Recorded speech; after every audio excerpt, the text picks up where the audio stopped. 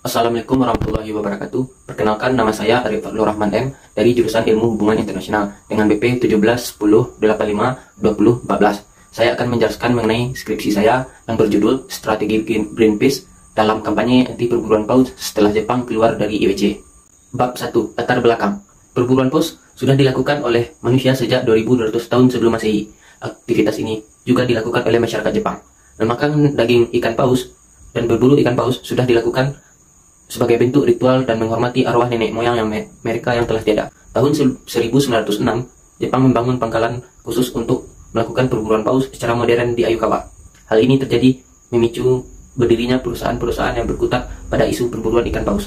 Pada tahun 1946, dibentuklah Komisi Perburuan Paus Internasional yang dikenal dengan IWC. IWC merupakan badan antar pemerintah yang mana terdapat negara-negara yang merupakan pelaku industri perburuan paus. Fungsi dari IWC ini mengatur dan menjaga harga minyak ikan, serta juga mengatur pembatasan perburuan paus.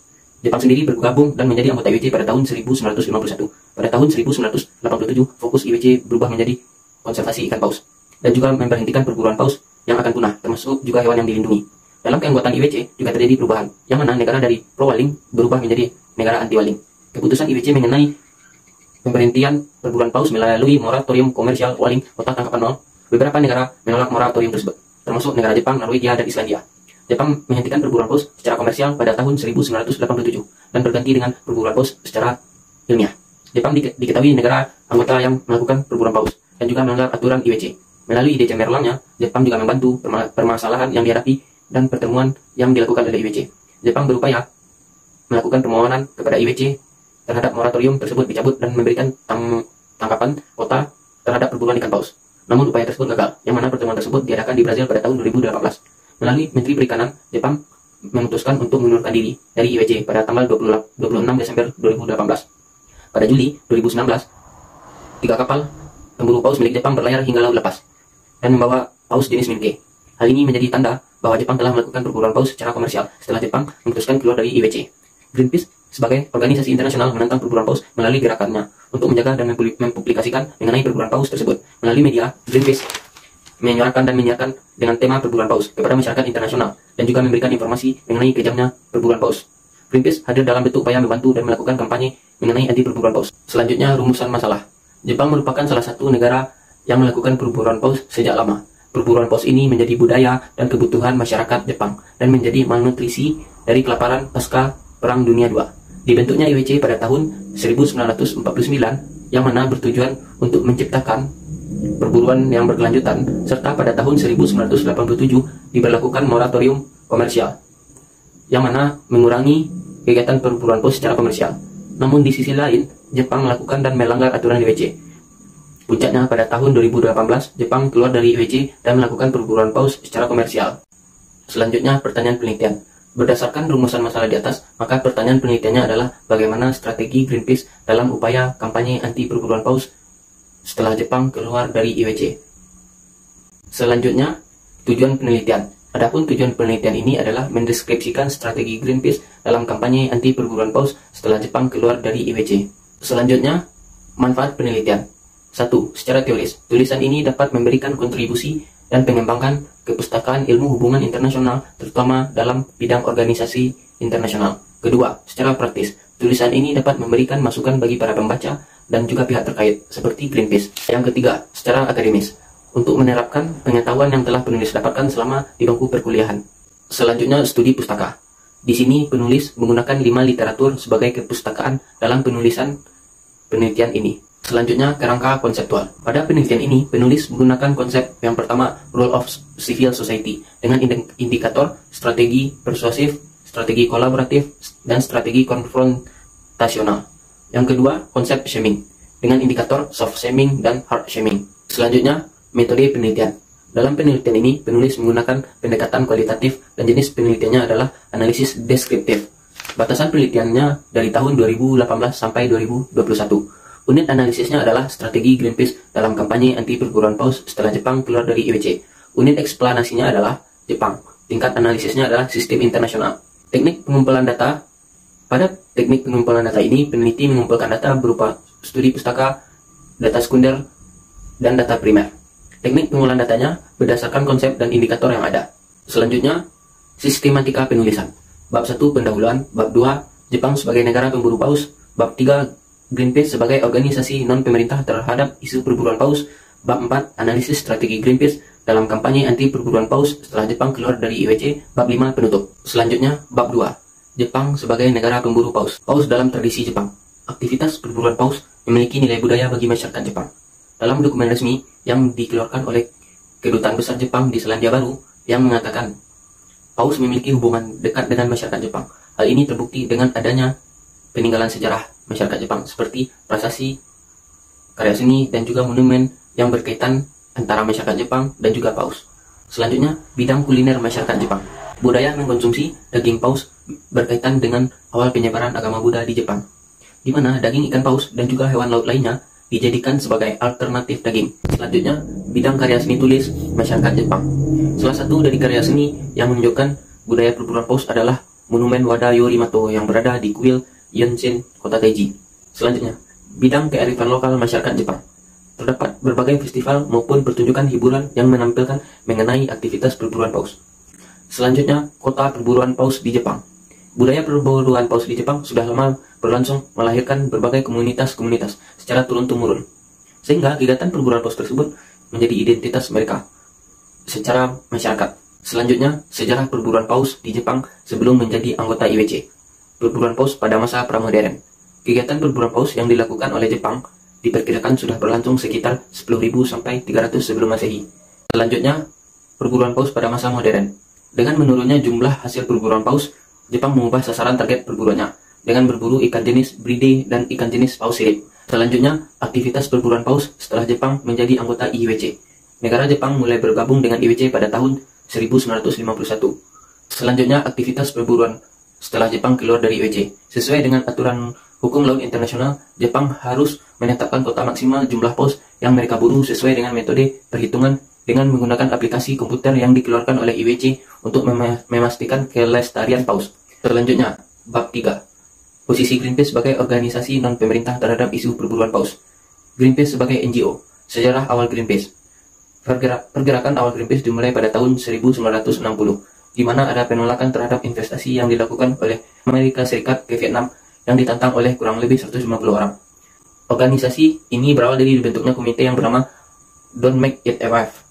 Komite ini dibentuk untuk memprotes kegiatan nuklir bawah tanah yang dilaksanakan oleh Amerika Serikat di Pulau Amachita ke Pulau Audience, Alaska.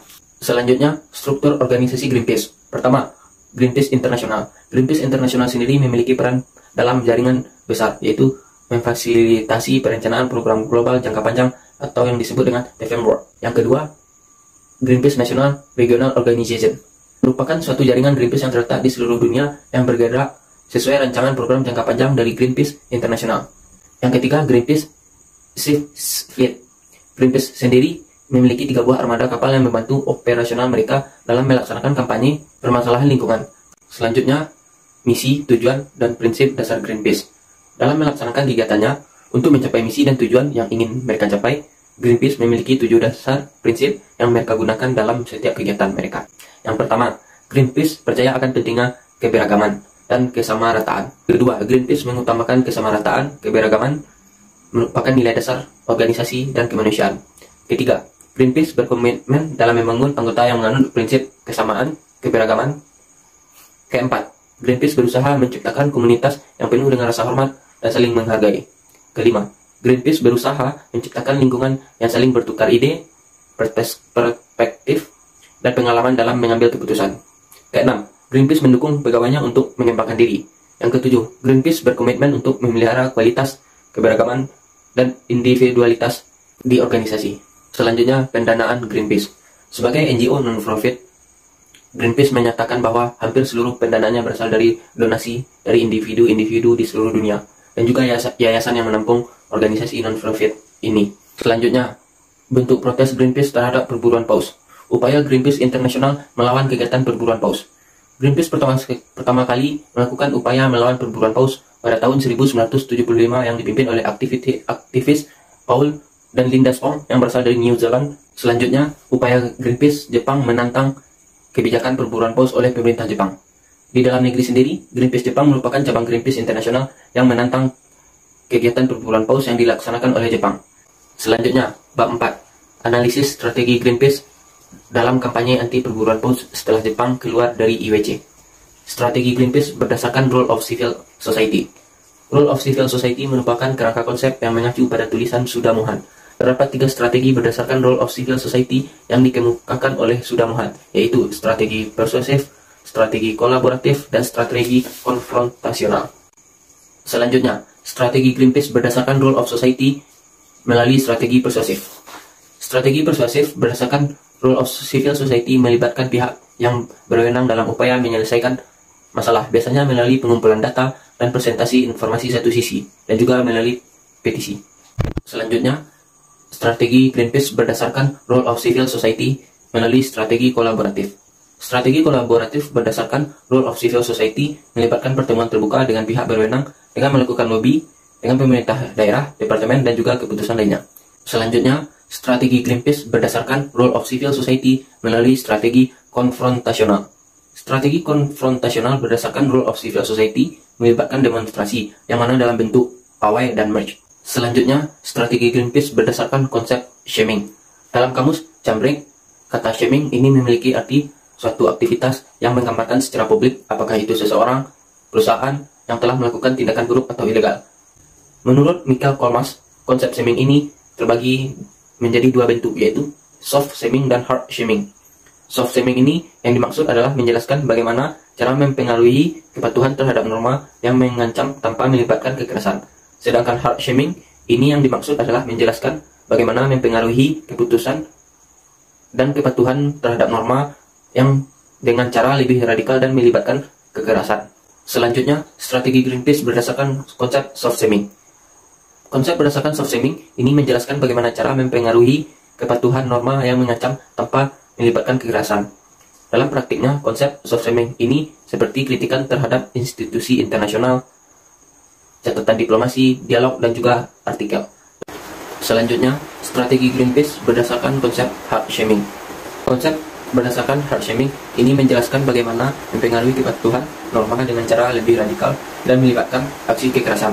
Dalam praktiknya, konsep hard shaming ini berupa pencipta konfrontasi, protes dalam suatu komunitas lokal, melakukan penghambatan terhadap pelaksanaan suatu norma yang dianggap salah, hingga aksi massa.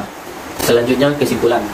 Dalam kasus perburuan paus yang dilakukan oleh Jepang, menjadikan salah satu NGO internasional turut andil dalam menangani kasus ini, yaitu Greenpeace. Selain berfokus pada isu lingkungan, Greenpeace juga memperhatikan terkait isu perburuan paus yang sudah berlangsung dilakukan oleh umat manusia sejak 2200 tahun sebelum Masehi. Dalam sejarahnya, perburuan paus ini identik dengan aktivitas memakan daging dan juga bentuk ritual dalam perayaan dalam rangka menghormati leluhur mereka yang telah tiada. Penelitian ini terdiri dari 2 konsep. Yang pertama berdasarkan Role of Civil Society yang terdiri dari strategi persuasif, strategi kolaboratif, dan strategi konfrontasional.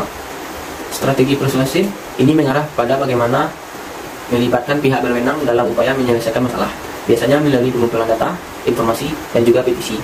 Strategi kolaboratif ini mengatakan bahwa dengan adanya pertemuan dengan pihak berwenang dalam upaya melakukan lobby dengan pemerintah, departemen, dan juga badan pembuat keputusan. Strategi konfrontasional ini lebih mengacu bagaimana upaya yang diberikan suara dan mempengaruhi kebijakan melalui demonstrasi. Kedua, kerangka konsep shaming. Shaming ini terdiri dari soft shaming dan juga hard shaming. Soft shaming ini merupakan bentuk dari cara mempengaruhi kepatuhan terhadap norma yang sedang berlaku tanpa adanya kekerasan. Biasanya melalui kritikan institusi internasional, catatan diplomasi, dialog, dan juga termasuk artikel pada media. Hard shaming merupakan bentuk dari cara mempengaruhi keputusan terhadap norma dan aturan yang berlaku dengan cara lebih radikal dan melibatkan kekerasan, biasanya berupa pencekatan secara langsung, protes terhadap komunitas, dan aksi massa melakukan penyerangan. Sekian yang dapat saya sampaikan. Terima kasih. Assalamualaikum warahmatullahi wabarakatuh.